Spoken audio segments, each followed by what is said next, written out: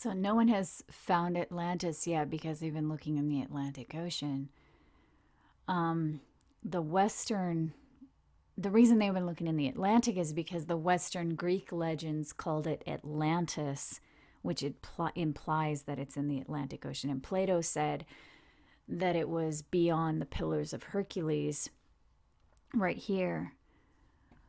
But um, Columbus thought when he traveled the Atlantic, he thought he would come to the Indies, which are right here.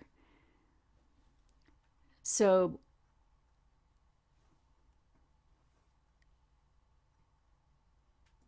um, they thought that in ancient times, they thought, when I say they, I just mean scholars, they thought that the Indies were on the other side of the Atlantic Ocean beyond the Pillars of Hercules because they were unaware. Because remember, when Columbus arrived here, he thought it was the Indies because they were unaware of the Americas. So this is what Columbus referred to where he thought he would end up. And it's most likely the area Plato also referred to when he said that the land that sunk under the sea was beyond the Pillars of Hercules. He probably thought he was talking about the Indies over here, because they were not aware of the Americas. So this is Atlantis right here. These islands are the remains of Atlantis. That's what it looks like to me. It looks like the largest portion of land that was covered by the sea in ancient times. It's the land of islands, maybe where the people of old time lie in the oceanic pit. So Jeremiah indicates one island community will go under the sea while the other island community trembles and shakes. And that makes sense because the texts tell us the whole earth will move at that asteroid impact. So it could be that the word Tyrus refers to the island communities of the whole earth. But I wanted to look at this region though because I think it's odd the texts don't seem to talk about it, and it should be in the text. I mean, if the texts are truly from God, whose people cover the whole earth, then this region should be in the text. And the texts say Tyrus will suffer a similar fate as Babylon the Great, being covered by the waves, but Tyrus refers specifically to an island community. So, like I said, it could refer to the Caribbean or this area over here, from Indonesia all the way down to New Zealand and all the way up to Alaska. So I decided I'm trying to figure out where the end time Tyrus is. So I decided to look at the meaning of the ancient Hebrew word for Tyrus to see if it gave any clues about which island community it's referring to. And the word Tyre means rock, but this word Tarshish right here in Isaiah 23, which also refers to Tyrus, it's number 8659, and it means yellow jasper. So I did a search for that, and this is what came up. It's this article on the Japanese hornet published, get this, on June 11th, 2009 on the Mother Nature Network. Okay, so this is what it says. It says, Konnichiwa all. My name is Jasper. I've been invited to share a few things about my species, the Japanese or Asian giant hornet. My species is found in Japan, China, and Taiwan. We are colonial insects who hail to a queen. We have a notorious ability to take down a hive of European honeybees. 12 of us can do so in just 30 hours. So I thought, okay, let me just search for Japan and Tyre. And this is what came up right here. It's JOTMA, the Japan Automobile Tire Manufacturers Association. I'm not sure why it's spelled. I guess they spell the word tire Tyre, exactly like the big biblical place. That's how they spell it in China and Japan. I'm not sure why, because you can also find it if you search for Tyre and China. But because Japan is an island, I thought, okay, if Japan is symbolic Tyre in the biblical text, then there should be a 70-year period that matches what Isaiah 23 says. So Isaiah 23 says Tyre is a merchant city, it has revenue, and it's a mart of nations. And also notice right here in verse 10 it says it's called the daughter of Tarshish. So it's a future place of islands, the merchant city, and it's a place that sells things to many places. And then it mentions the Chaldeans right here, which is Babylon. It says they set up the towers and it was brought to ruin. It's talking about Babylon, which in the end time is this pink area right here. It's also called the Great City. So Isaiah 23 mentions Babylon, and then right after that it says, "Howl, you ships of Tarshish, for your strength is laid waste. In that day Tyre shall be forgotten 70 years, and after the 70 years Tyre will sing as a harlot and go about the city.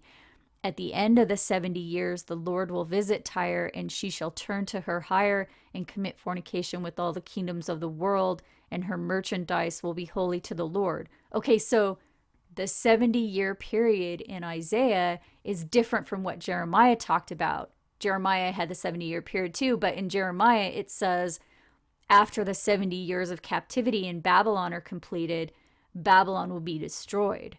And that's the wrath, the cup of fury. Well, Jeremiah 25, for example, is speaking to Judah right here. It says in verse 11, "These nations will serve the king of Babylon 70 years, and after that the land of Babylon will be punished." And in verse 15, "Drink the wine cup of fury." So that's the wrath it's talking about, the cup of wrath, the asteroid impact. We've talked about that before.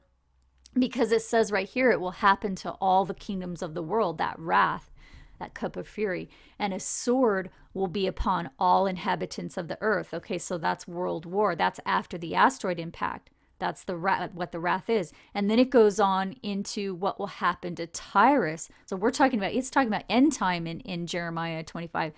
It says Tyrus will be covered by the waves and never inhabited or found again. That didn't happen in Daniel's time. That's why he begged for clarification in Daniel 9 after he read the book of Jeremiah, and Gabriel came to him and clarified that the event in question that Jeremiah talked about would happen in the end time. Right here, he said that right here in chapter 12. We've talked about this before. So here is a chart of Jeremiah's 70 years. There were 70 years of Babylonian captivity right here. And at the end of that, some of them began returning to Jerusalem, but it wasn't the complete destruction of Babylon that time. So Daniel prayed and called upon God as predicted, and Gabriel visited him as predicted and gave him more information. And this is what Gabriel said: 70 Shabuah are determined to finish the transgression, make an end of sins, make reconciliation for iniquity, bring in everlasting righteousness, seal up the vision and prophecy, and anoint the most holy. And Gabriel gave him a far more complex yet precise prediction of what would happen within that 70 Shabuah. He said that 70 Shabuah and all the things in it would start at the going forth of the commandment to restore Jerusalem. And we've seen his timeline of events play out exactly in recent years. The 70 Shabuah, he said, will end. It will end after 70 Shabuah, but because that word means a couple different things, it could end in either 2017 or 2024. But Jeremiah said the destruction of Babylon would occur at the end of 70 years. And all of these fulfillments that we've had seem to highlight the 7-year period that we're in right now, with that 70-year period ending sometime between November 2017 and May of 2018. Because the UN made the decree in November and it went into effect in May. But the 70 years of Tyre mentioned in Isaiah 23 seem to be different, because at the end of that 70 years in Isaiah, it says Tyre will sing, quote unquote, and be under hire by all the kingdoms of the world, and its merchandise will be holy to the Lord and used by those that dwell before the Lord. Okay, so let's just chart this real quick. In verse 13, it talks about the ruin of Babylon, the land of the Chaldeans. And then right after that, it says, "Howl, you ships of Tarshish, for your strength is laid waste." Okay, so the 70 years start when the ships howl and the strength is laid waste. That strength may actually refer to Babylon right here. Babylon is brought to ruin, then Tarshish howls, or Tyre, daughter of Tarshish, howls when Babylon is brought to you. That could be one explanation of that. And then it says right after that, in that day, Tyre will be forgotten 70 years. So 70 years, Tyre will be forgotten. And then after the end of the 70 years, Tyre will sing as a harlot, verse 17. After the end of the 70 years, the Lord will visit Tyre, and its merchandise will be used by the kingdoms of all the world and be holy to the Lord. Okay, so at the end of the 70 years, Tyre as a harlot for the whole world and the Lord. So it seems this must refer to the beast Lord here, because the harlot in the text sits on the beast, not God. So this Lord that the harlot city works for is most likely the Lord of Egypt, who is the lion, the leopard, and the bear. In other words, the beast of Revelation, which we're told is the world government. So it seems to be saying here that at the end of the 70 years, Tyre will provide merchandise for the beast with 7 heads and 10 horns, basically, which refers to the Roman Empire, which was wounded in 1870 but returned to power in new form as the United Nations. We've talked about that before as well in the video, The Dragon, the Beast, and the Harem. It's linked below. Okay, so look at this. The timeline starts when the ships howl right here. Well, in 1784, the first U.S. trade ship arrived in China. It was called the Empress of China. It says after the American Revolutionary War, the ship was refitted for commercial purposes and became the first American ship to sail to China. It left the U.S. and arrived in China in 1784. And that was during the Edo period, when Japan was closed to the outside world, right here. And it was exactly 70 years prior to March 31st, 1854, when the U.S. Navy opened Japan to trading with the outside world. So the U.S. Empress of China ship opened trade with China in 1784.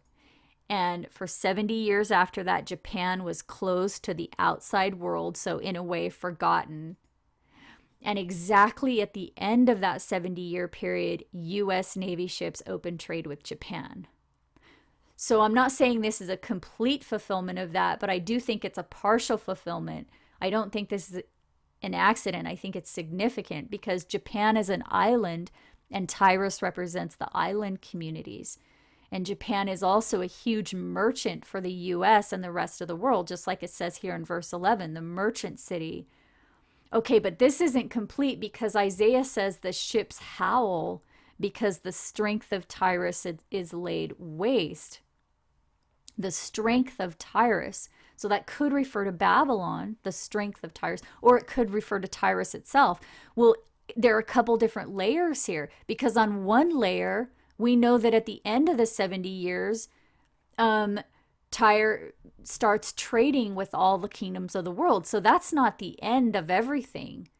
So we're not talking about the destruction of Babylon the Great, because the destruction of Babylon the Great is something that's the end, the very, very end. So it seems like there are a couple different layers of meaning in this. So I have to stop part 2 right here. The link to part 3 is below.